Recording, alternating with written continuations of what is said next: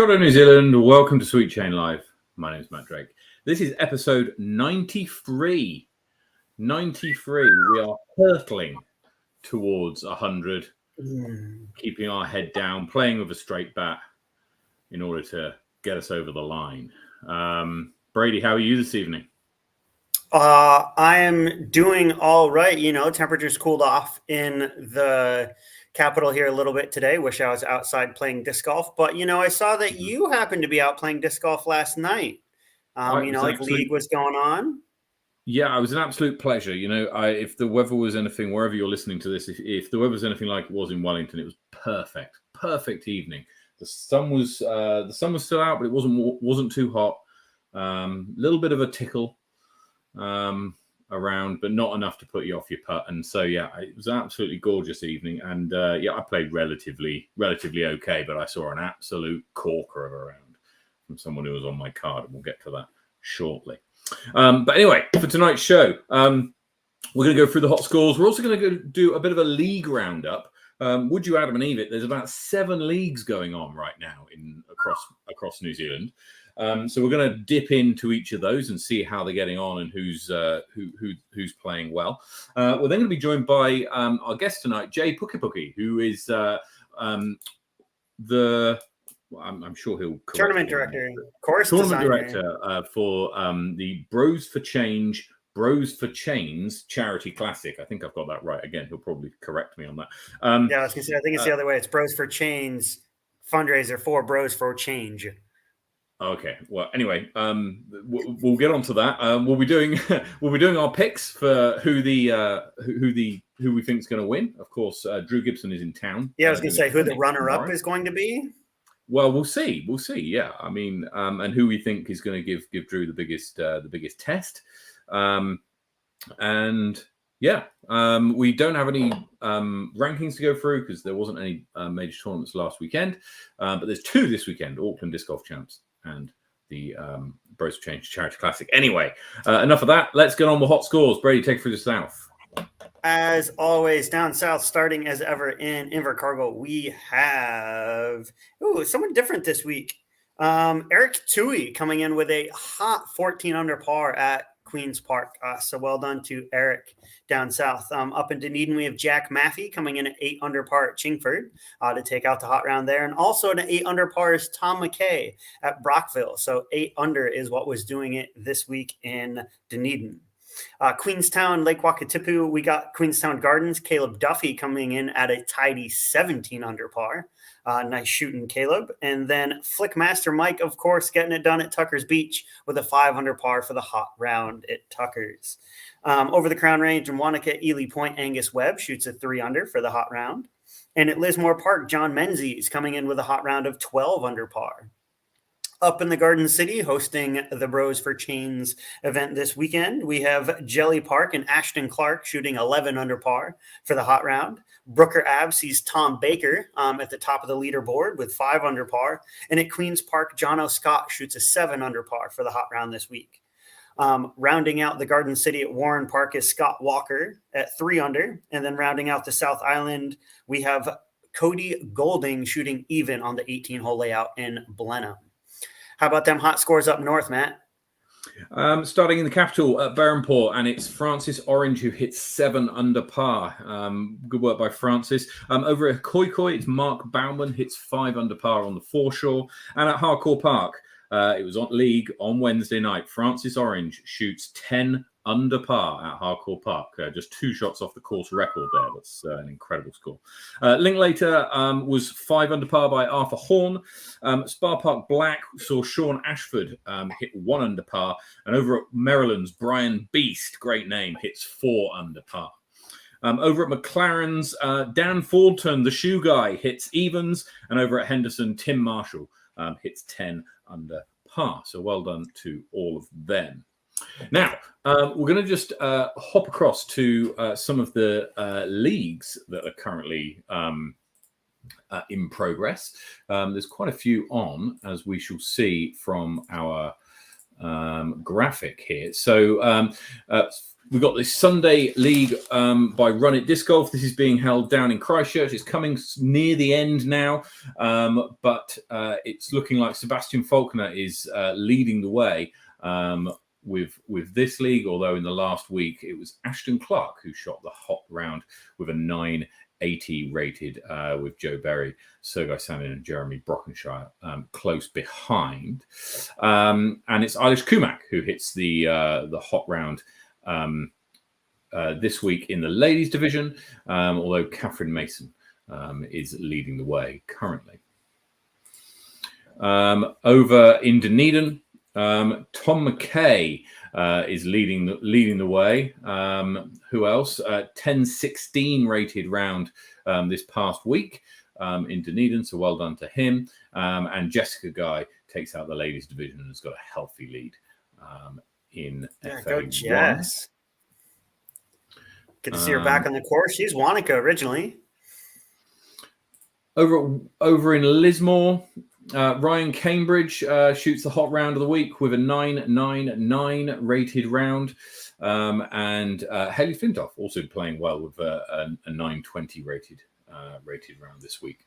Also, Dunedin Friday Spring League. They can't get enough of it in Dunedin. And it's this week, it's Tom McKay again, 965, who hits the hot score for the round. And that's down in, where will this be? Friday Spring League. That'd be at Brockville, do we think? What have we got? Yeah, probably. Yeah. And Topor's Tuesday Night League. Jeez and crow. Very tight at the top. Steve Lawson and Nadamu Happy hitting 923 rated, along with Kynan Harrison. And in the ladies division, it's Ahade Happy who hits a 763 rated round as well. Over in Wellington, this is the Wednesday Night League. Really pleased with this. We had 32 people playing on holy goodness. 32 people. We had 3 on every card, and then about half the cards had 4 on. It was incredible. But yeah, it goes all the way down. So Francis Orange hits a 1018 rated, 10 under par. Fantastic to see this close to fault line. And Liz Mocker hits an 856 round to also round that out. Shout out to Liz. She was 2 under with about 6 holes to play. Watch it. I think she could be the one of the favourites for fault line in a couple of weeks' time. They could well be 2 people who are up there. And finally, Topor's Thursday Night League. The hot round this week, Steve Lawson again, 978 for him. So quite a bit of league activity going on, Brady. Yeah, I was going to say that's quite a bit. Like the idea that when Morgan didn't started the first sanction league. Yeah, I think the first one was down south. Yeah, and this is the 3rd sanction league in Wellington. We had 2 last year, or 1 the year before, and then 1 earlier this year. But it's absolutely fantastic to see so many popping up. Last year we certainly didn't have 7 on the go at springtime. We certainly didn't have that many. Well done, Brian. League in Taranaki, absolutely fantastic. Get yourself PDGA approved or sanctioned at least. Get those sanctioned rounds in. But fantastic to hear that you had 35 players. That's brilliant. I think league is a really good opportunity to get people into the mood and the idea of playing sanctioned disc golf at a tournament level. I think if you've played a league round, you're more likely to then go and play a tournament. Actually, what do you think, Brady? Oh, agreed. It's one of those that social league started that. That. It's just rock up on that one day, and then sanction kind of takes it to that next step. And then, fault line is that next step. So I think leagues are a great way to bring things together, get them a little bit more official, and get kind of like, oh, you have to release the disc in the basket. You have to mark it properly, and all of those kind of little niggly bits. So yeah, it's a perfect stepping stone.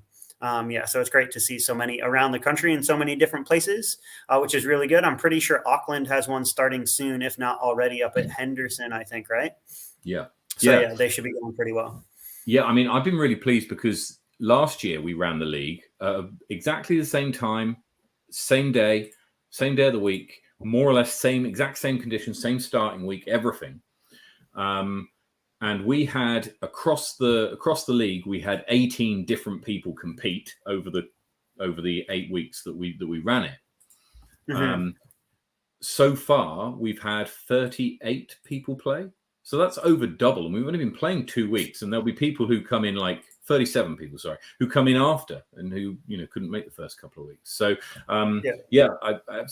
it's great to see. And I'm sure this sounds like it's happening up and down the country, which is great because we start seeing that transition go into tournament play, which is why all the tournaments are filling up. And it's why they're all filling up in MA2 and MA3. Right, we'll see it in a minute when we have a look at the Auckland Championship cards later on.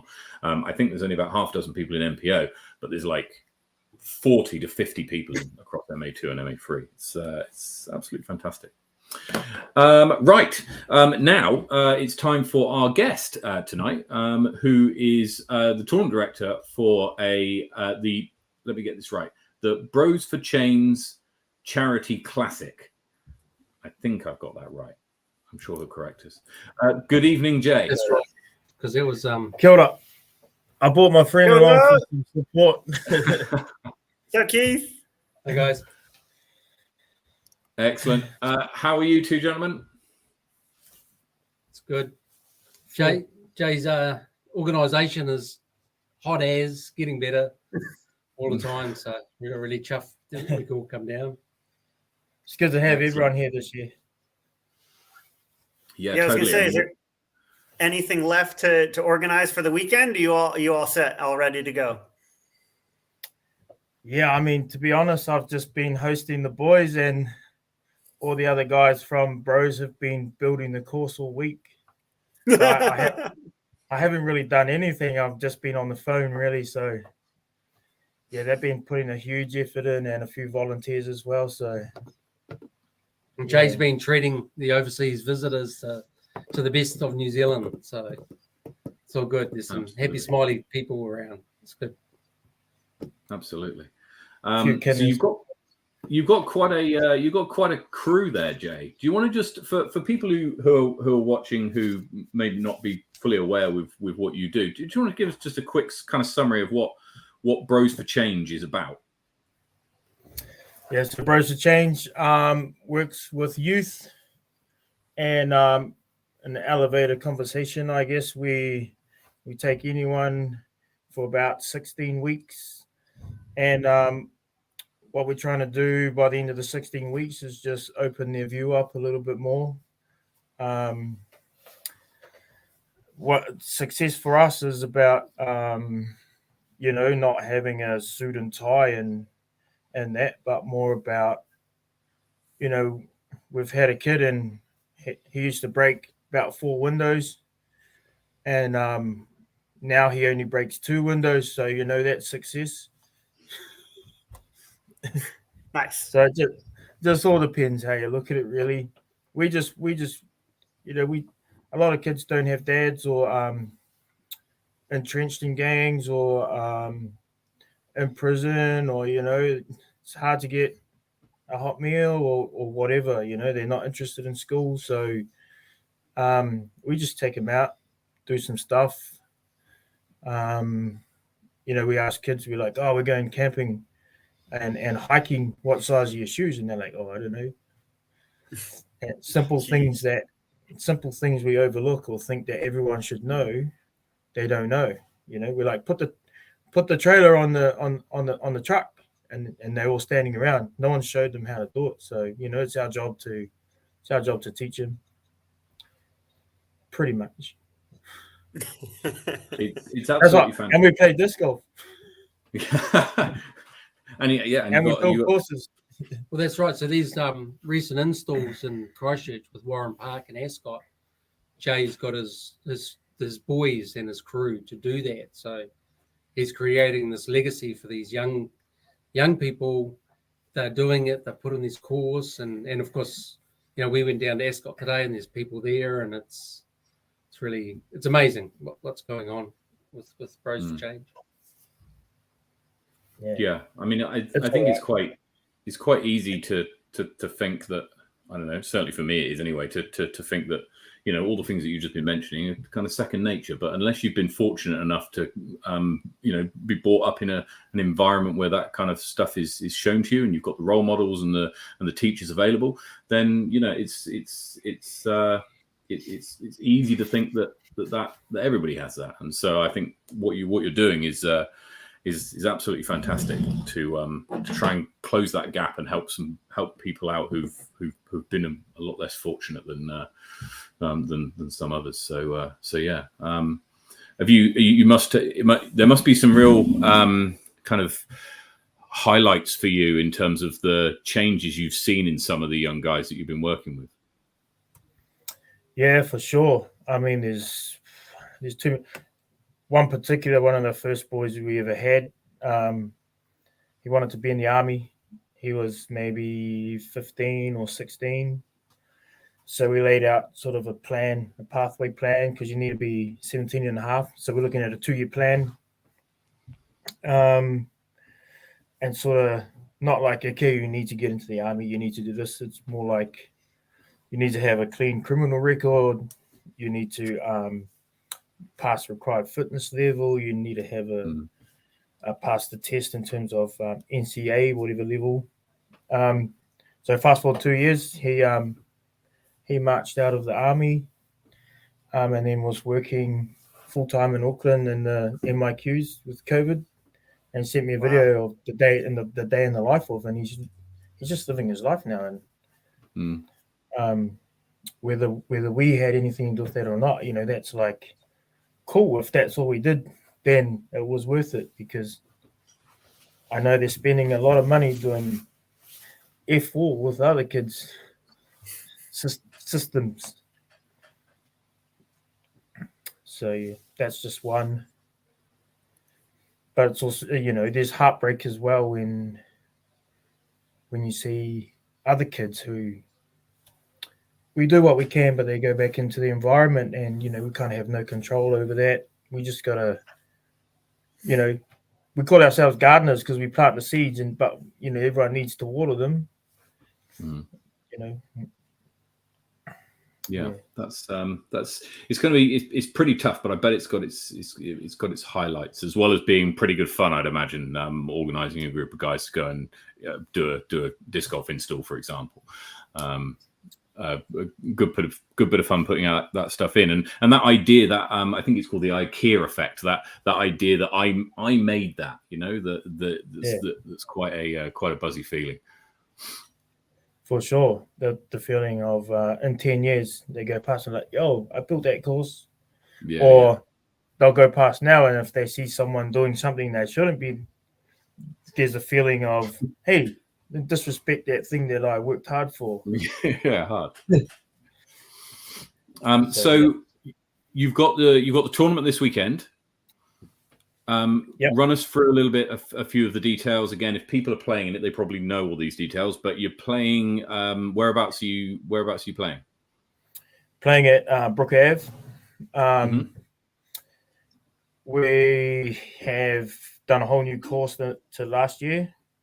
Yeah. So we're only using 3 of the original baskets and 3 of the original tees, but not the same tees for the same basket. So okay. Yeah, it's 2.7 k's long. There's 4 par 5s, so lovely. Can stretch the arm, or 66 par. 66 par. Was that designed with a certain overseas player in mind? No. just happens to fit his game very well, because obviously Drew Gibson's one of the furthest throwers, and so you want to see him throw far, right? Yeah, I want to see our boys do well against him too. There's some pretty hot talent here in Christchurch. Obviously Simon and Jacko have come down, But some of the boys in Christchurch, Mhm. you know, they're there as anybody. Yeah. Absolutely. And I was trying to get a whole lot of kinners for him for Friday night, so he's kind of not feeling so well Saturday.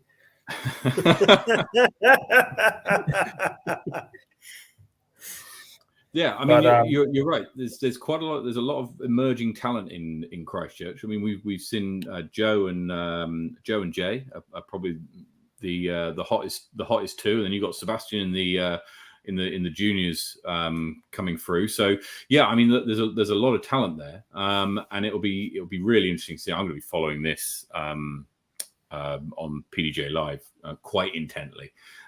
What do you think the weather's going to be like? Last time I was at Brooker, it was a howling gale. Do we think we're going to get some spring winds? yeah, last year when we played, we sold out of umbrellas, so it was bad but good. It's looking a bit lighter. There's winds tomorrow, and Yeah. supposedly a little bit calmer, but you know, it's coming from the ocean. Could do anything, right? So Yeah, I mean, it could be a local advantage because Mhm. we typically have 2 wins at Brooker, which we know well. However, the holes are different. So yeah, just when I think I know it, Changes. I don't. But I hoping. also noticed Sorry. you capped it at there are 80 players this weekend, right? You kept the numbers kind of low as compared to others. Is that on purpose? Like, what was your intent behind like keeping those numbers down? Yeah, like I'm not fussed on having a massive big tournament, even though I'd like to make everyone happy. The amount of work it's taking to do one, I did think of having 2 courses because Ascot's just across the road. But yeah, I mean, me and Keith talked a bit about it and thought that, well, we'll just keep it at 80. It's just our little thing that we're gonna do every year, and we don't need to be huge or big or anything. It's like cool. It's exciting for me to. Oh, you know, a year ago I was like, man, I can't do a tournament. Blah blah blah blah blah. And then now we've got Drew here playing, which is pretty sick. So yeah, what's going to happen next year? I think I'm going to say, you know, there's obviously really awesome. The caliber of events is growing massively in New Zealand in terms of the ability for TDs to get fundraising and support. I think you know, looking at it from the outside, and Jay saying he hadn't done it before, but you know, the whole Bros for Change model was about organising and events and structure. So it's actually a very well-oiled machine. It's just been adapted into disc golf, and the players packs are phenomenal. The lunches, it's really a big event, and you know, it's planned to be locked in on the calendar every year after year, and all the proceeds go back into Bros for Change. And yeah, it's going to remain special, and yeah, it's really cool. Yeah. It's nice to be part of. We got these sick new run discs. What's that on?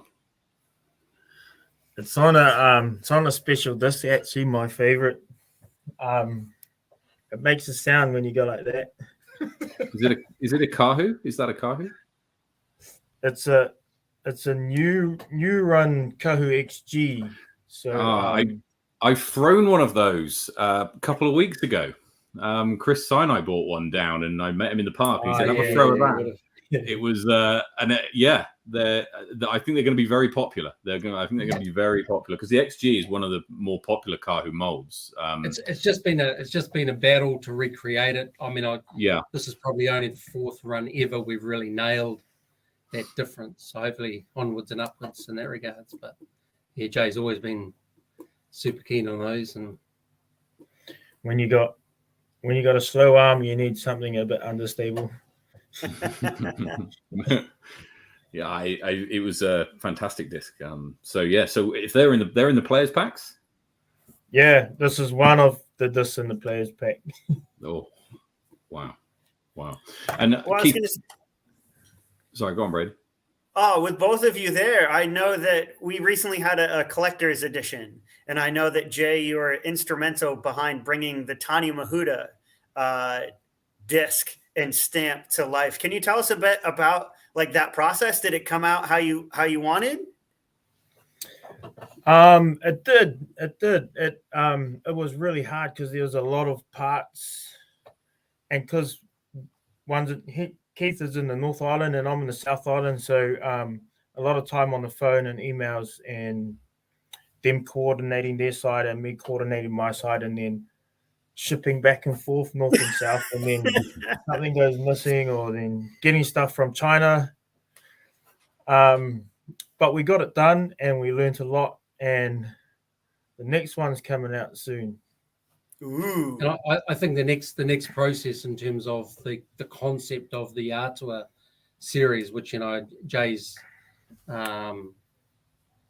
connection with the culture and his storytelling of it is remarkable, and I don't feel that story's been told well enough. So we learned, there's mistakes made in the first time round. We can sharpen it.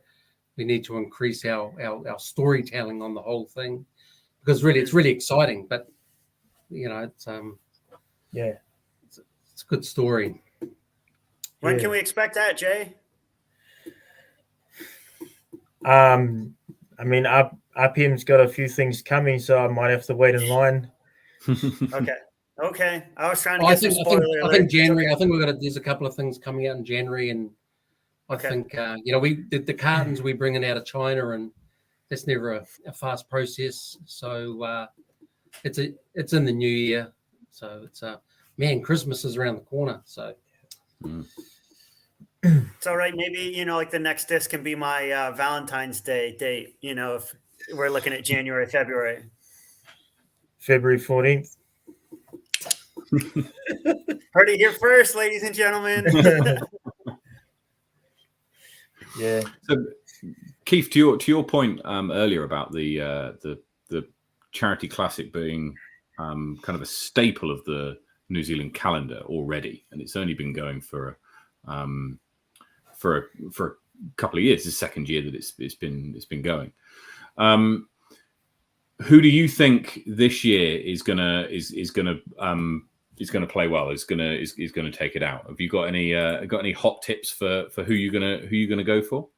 Me personally, well, I mean, just looking at the divisions, obviously MPO, and we've got the Jadens and the Josephs, and then there's actually Jasper's not in it. He's not on the list, is he? Jasper's, but you still stag do. You still got Ashton, still got John. So the feature card, which has been announced by Flexline, again, there's two young boys and the juniors who've Jay's put under his wing as part of his team. Jay was lamenting today that they're out throwing him already. So the juniors is packed. The MA1, we've got some really good things. MA40 is looking really hot with some great talent. So I mean, we have to assume Drew's going to be a battle. I mean, in all fairness, he's on holiday, so he hasn't really been that. They've been enjoying themselves and not focused on disc golf at all. I think Aussie Champs next weekend might spark that, but I mean, the quality you can't deny. Jacko's under a bit of unfortunately again under a bit of a injury cloud just in the last couple of days. Simon's always there. We went out with him this afternoon, and the old dog always surprises you. It could go anyway. There's some big long holes if the wind comes up, but then the woman as well. There's a really, really strong core of women playing. The groups are small.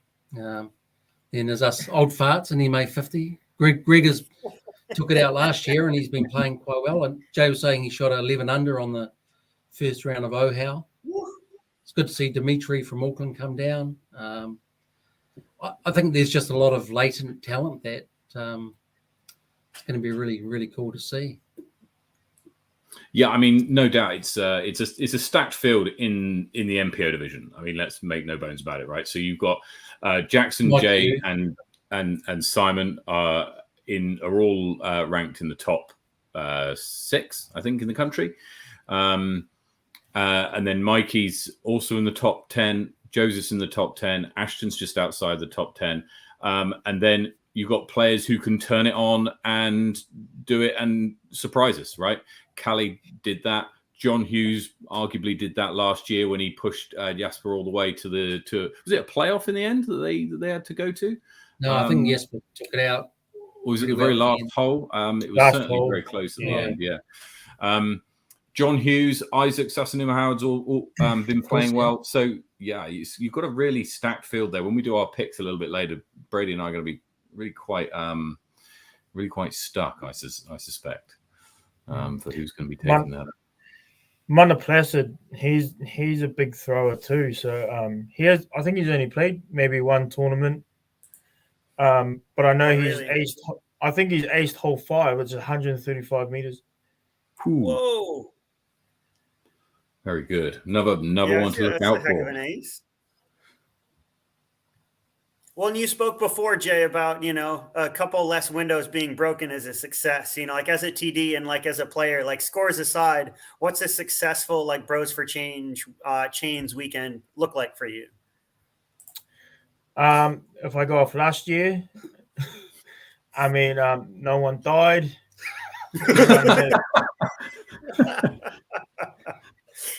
I think everyone had a good feed. We had Uber Hangi out on the course. Yep.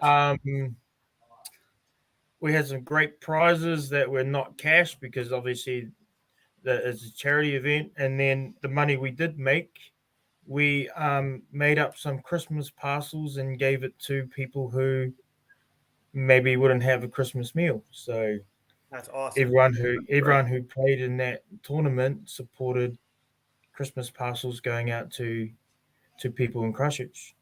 And Jay's got a really solid core of sponsors for Bros for Change who've come on board time and time again. They're just remarkable. So again, it's part of that wonderful machine that's giving into the community that just carries into the disc golf perfectly. So I guess that was successful. Yeah. Fantastic. Look, we'll certainly be looking out for all the scores and a bit of a.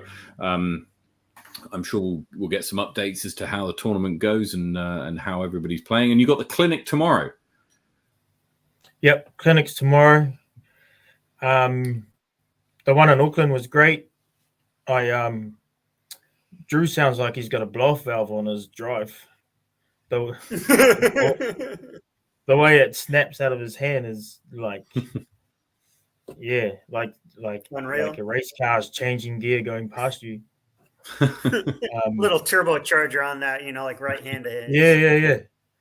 Yeah. So I don't think it was even really hissing it then either. So be good to see him. We've got a couple 300-meter holes, so it'd be good to see him have a good drive. Yeah, the clinic tomorrow, obviously, is the Christchurch turn. So I got a lot out of it, and then I went away and I was trying to do it, and I think I nearly injured myself. But stuff to work on, it's good stuff. So and it actually things you already know. It just confirms what you're doing right, or little things that that you need to change, and it makes sense. I thought what Drew did, which was quite unique from what I've seen, is wasn't just about throwing. It's also about the mentality of attacking a course and of attacking holes on, for a guy that plays against the best in the world, they take different approaches on certain holes. You might get a Macbeth going all out on that particular distance where Drew has this more of a perception of going, maybe I'll curtail that aggression to, for consistency and playing the hole. So there's some real great snippets in there that most people will never get the opportunity to hear how a pro really goes about their business. I thought that was really cool. I think that is really cool. Actually, one of the things we've talked about on this show before about is there's lots of form tips out there. There's lots of physical kind of this is the way you should move your body, right? But there's which allows you to go away and practice and practice and practice and do your field work and do your putting routine and all the rest of it. What is harder to get hold of is how do you train yourself for the mental game? What mental exercises, if you like, can you do to prepare yourself for the mental side of the game, which we know is a huge part of the game. So to hear those tips from someone of Drew's experience and caliber would have been very valuable. Yep. Excellent. Yeah. So, right, we're going to go into Desert Island Disc Golf now. So I don't know if anybody who hasn't seen this part of the show before. Keith, you've been with us before, I think. Oh, I'm not doing this, no, but I've seen it. So JJ doesn't know. Yeah. Okay, right. Well, this might be a bit of a surprise then. Hopefully, you've got something there. Okay, so with the premise is, Jay, you are stranded on a desert island. Okay. Fortunately, there's a disc golf course on this desert island. You've been stranded with 3 of your favorite discs and 3 of your favorite card mates. So your card mates can be real or fake. They can be people you know well. They can be people from fiction, or they can be seasoned pros. Up to you. But we'd like to know, what are you throwing on this disc golf course? So pick 3 discs for us, and if you've got them to hand, that's even better. But I appreciate we've maybe caught you on the spot, and you might not. But if you've what would you be throwing on this course? Kahu XG, a Kia, and a Takapoo. Takapoo going with the new putters. Yeah. How do you find the Takapoo? A lot of people in Wellington, I've noticed, have switched to it from either the Tui or the Ruru that they were using before. What is it about the Takapoo, do you think, that you like, you prefer? I was putting with I think it's a Link Arctic Fangs. Yep. And they were good, and then I really wanted to use the Takapoo, and I tried it. And they weren't working, so I went back. And then there's heaps of Takapoos lying around on the floor, so we're always picking them up and throwing them in baskets. And then, I committed to them again, and they seem to go in a little bit more than the other ones. So I thought, I like how they're a bit more overstable, so they'll drop in. They've got good glide, and they can. I was just shanking right the Arctics a little bit, where these are straight, and then we'll. Yeah. I mean, I'm not the best putter, but I like them. It took me a couple of tries, but I got there. Good That's stuff. what counts, right? Putting it in the basket. Yeah. Yeah. And Simon hasn't converted to them, which is interesting. He's stuck with the hard magma Tui. Yeah. Which just doesn't really matter. It's just interesting to know. Yeah, I was playing with Andy Davey on Wednesday night, and he switched to the Takapoo, and which surprised me somewhat. And he's loving them. He's throwing them off the tee on 120-meter holes, but it's, that's what you get. But excellent, right? Okay, so you've got 3 card mates on your desert island. Who are you taking with you? I think I'll have to take. First one came to mind is Liz Payne. Yeah. That's all I can really think of. I take Liz because if it's an island like Liz likes hunting and fishing too, so that we're thinking of my stomach here. I can't pick others. I'm not thinking disc golf. I'm more thinking like survival. So Survival, yeah. Nice. maybe I I'll like take it. maybe I'll take Jeremy Brokenshire because he came up the hill with me and helped me drag out an animal. So he can come. They don't know that story. Oh, Don't know. yeah. You can tell that story if you want to.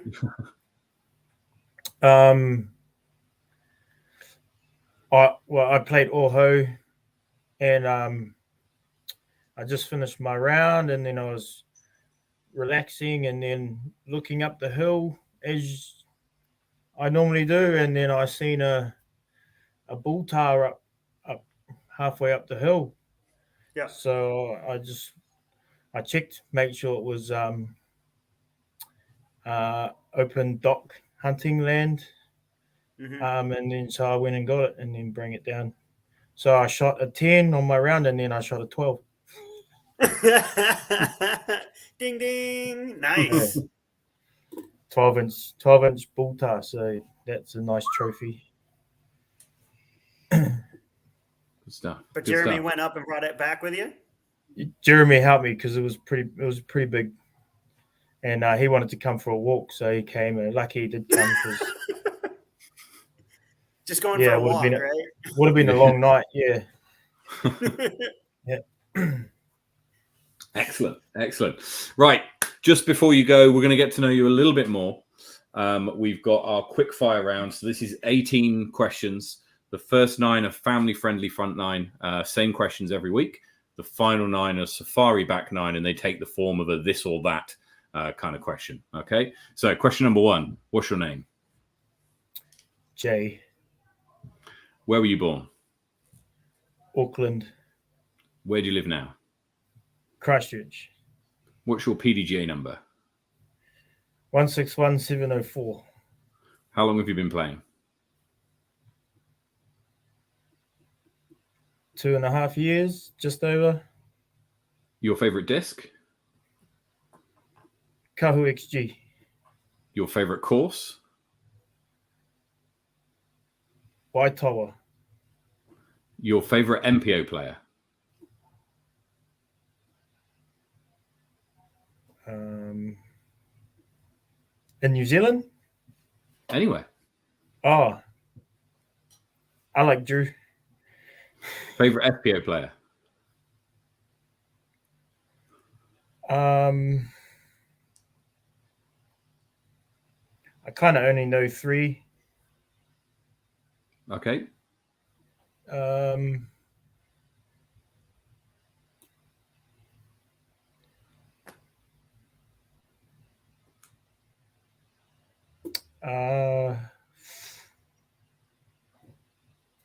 Who's Kristen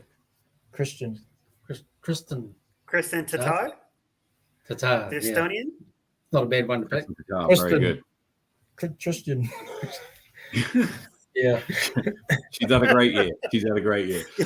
Okay. Now over to Brady with the back 9. Yeah, so these are just some like this or that to see if I can stump you or make you think a little bit. So would you rather be on a boat with a fishing reel or in the mountains with your rifle? In the mountains. Would you rather get a big tar or a big buck?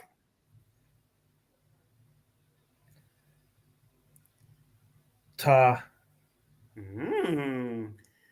Barbecue time, burgers or sausages? Burgers. And then you want a race Tar car burgers. or what? Burgers? Tar burgers? Tar burgers. Would you rather have a race car or a rugged ute? A ute. A ute. Can't put animals in the car.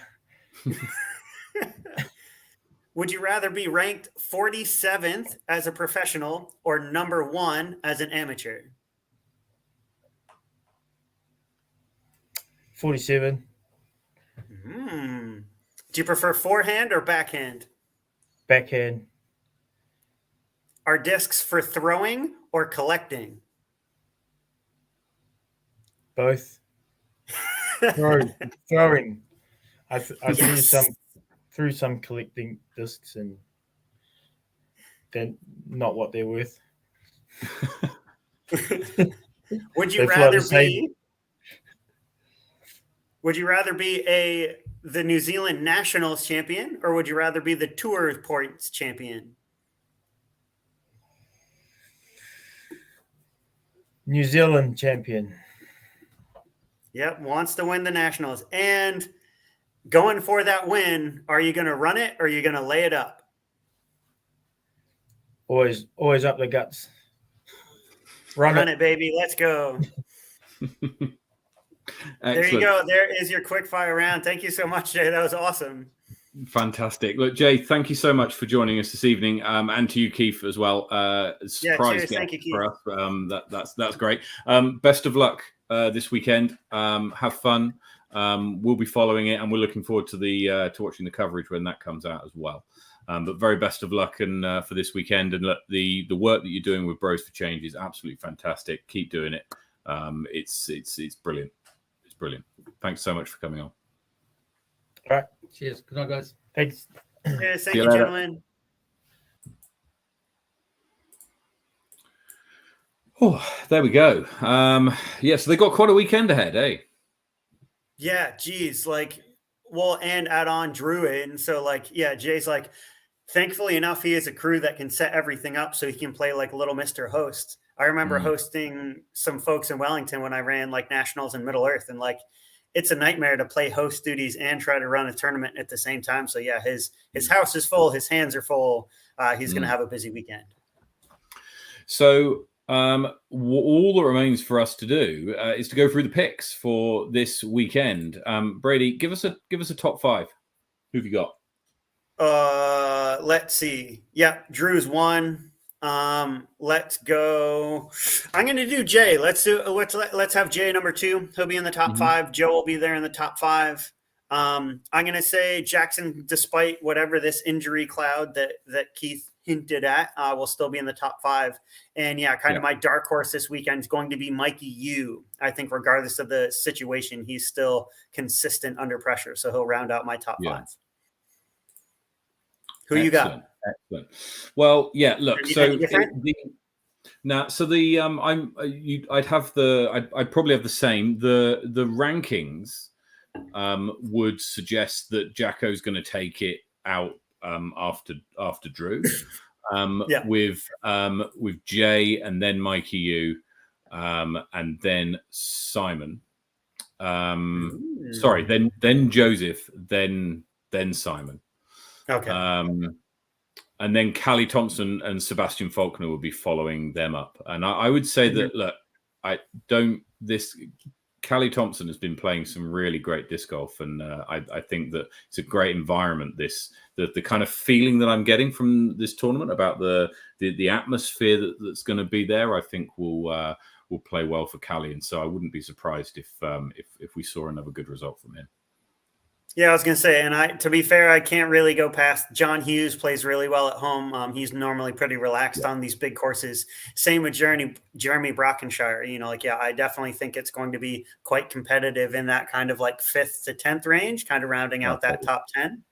Yeah. So it's going to be a fun weekend to watch. I can't wait. A stacked field either way. Over in the ladies divisions, we're spread across FPO and FA1. So in this, I expect Eilish to take it out across the women's divisions. But Sapphire Wido has been playing some great disc golf down in Invercargill, I think. So I wouldn't be surprised if we saw a result from her.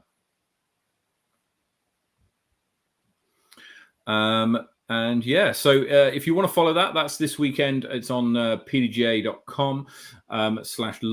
And also we've got the Auckland Disc Golf Champs this weekend as well, which is being played up in... Should be Montefilia. Like one of the most beautiful parks for disc golf. It's very much like Spa Park. I have to say, like Bob Gentle, when he was picking parks and running tournaments for all these years, he picked some beauties. Have you played Montefilia? Have you played Monty? I haven't. No. It's we've got 5 players in MPO. Because the Auckland boys are in Christchurch. 14 in MA1, 17 in MA2, and 10 in MA3. So it's as we've seen in a lot of these tournaments, it's all happening in MA2 and MA3. In a year or two's time, all of those players are going to be pushing MA1 MPO, and it's going to be fantastic. The level of competition is going to go through the roof. Right. There's one last thing that we need to tell people about. Now, we mentioned this on the show a few weeks ago. And we're going to see if we can find it because it's finally happened, right? Brady, do you just want to talk about what we're on about? Yeah. So, and to be fair, I have to thank the guests that we had tonight for making this opportunity happen. So, Jay, I cannot thank you enough. A few back in June, we talked about, and I got a whirlwind call to meet Peri Wipu and Niniwa Roberts, 2 Wellington, athletes who are decorated and that kind of stuff. And we got to show them disc golf. And we rumored back in, I think it was July or August, originally they'd said and promoted the show, the Maori television came out and up to, Peri Wipu travels the country and visits old, sports stars and sees what they're up to now. And so both of them being from Wainua Yamada, where Matt is currently located, they hopped over the hill and came to play the Hikoikoi Reserve. And so Jack, Ryan, and myself, greeted them on behalf of Greater Wellington Disc Golf and showed them how to play and kind of let them loose on the course. That episode has finally aired. Sneakily enough, a few weeks ago on Maori TV. You can find it. It's all online. So go to MaoriTV.com. Actually, Matt, have you been able to find it? So take us post through the link in the comments. I will post the link in the comments. This is the link to the main show. Hang on one moment. So let's go to here. If you go to this link, then it will take you to here. However, from here, we're going to go where? We're going to go search. Yep, go to search. And then just up and then the number 2. There it is. If you just type up, it should appear here, right? So up 2 is there. And then if it's one of these, isn't it? Yeah, scroll over. It's the Niniwa Roberts episode right there in the middle. Up episode 4, this one here, right? Yep. Go to, it's at 18 minutes and 15 seconds. Oh, you got it already. So there we go. Excellent. So I think this is an advert, and then it's going to. Yeah, so the whole show is him just meeting these athletes and doing various sports around the cities and countries where he's visiting them. And what time did you say? 18:15. 18:15. Time for Nins to get owned at our next whakataitai. Our activity today is golf. This is Brody and his mate Jack. E mātanga a Brody no ko Jack ki tēnei kēmu. E ngā wai noa ki a rāua. I mean, how hard can it be? Like throwing a frisbee down at the beach. You've probably thrown the catch frisbees and that kind of stuff with your mates back at home. These are a little different, so these are more discs. Whoever has the lowest score wins. Right, look, that's fantastic. Well, let people watch that in your own time. But I've posted the link into the comments there, so that will take you straight to the episode. And you're looking for the 18 minutes 15 mark. Although the rest of the show is very good as well. So tune in for that. Should be good entertainment. Right. I think that's all for us for this week. We're going to be following the Bros for Change Charity Classic closely. And then next week, we'll be previewing Fault Line Fury, which will be held in Wellington, which is the local event here. You remember last year, we did a hole-by-hole preview, which showed you the Pro Line and the Am Line. I'm not sure whether we'll go through that. Maybe you could watch last year's episode because I think the holes are very similar. Join us then. But wherever you're playing disc golf, take it easy, play well, get some birdies, and we'll see you next week. Cheers.